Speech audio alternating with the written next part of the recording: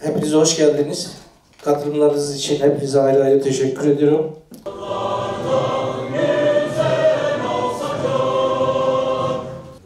05 Şubat 2025 tarihli meclis toplantımızın karar özetinin kabulünü oylarınıza sunuyorum. Kabul edenler, kabul etmeyenler oy birliğiyle kabul edilmiştir. Ben de özellikle Ramazan ayının hepimiz için rahmet ve bereket ayı olmasını diliyorum.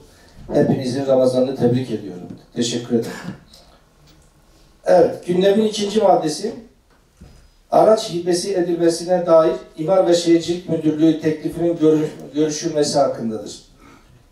İmar ve Şehircilik Müdürlüğü'nün teklifini okutuyorum. Bağış yapılmak istenmektedir. Konunun belediye meclisinde karara bağlanması hususunu arz ederim. Evet, teşekkür ederim. Teklifi dinlediniz. Bu hususta söz isteyen var mı? Olmadığına göre teklifin kabulünü oylarınıza sunuyorum. Kabul edenler, etmeyenler oy birliğiyle kabul edilmiştir. 29. 30.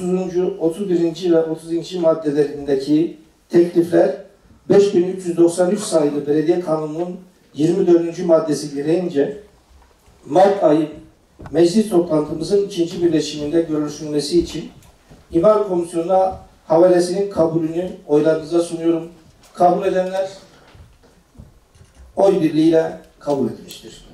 Konumuzca yapılan değerlendirmede, dosyasında yapılan incelemede konu ile ilgili olarak askı sürecinde plana itiraz edildiği, itiraz konusunun ise 315 ada 49 numaralı parselin eski haliyle kalması yönündeki itirazın üst ölçek nazım imar planı değişikliği gerektiren bir işlem olduğu, dolayısıyla bahse konu itirazın reddedilmesi gerektiği kanaati hasıl olmuştur. Evet, raporu dinlediniz. Bu hususta söz isteyen var mı? Olmadığına göre komisyon raporunun kabulünü oylarınıza sunuyorum. Kabul edenler, evet, oy birliğiyle kabul edilmiştir.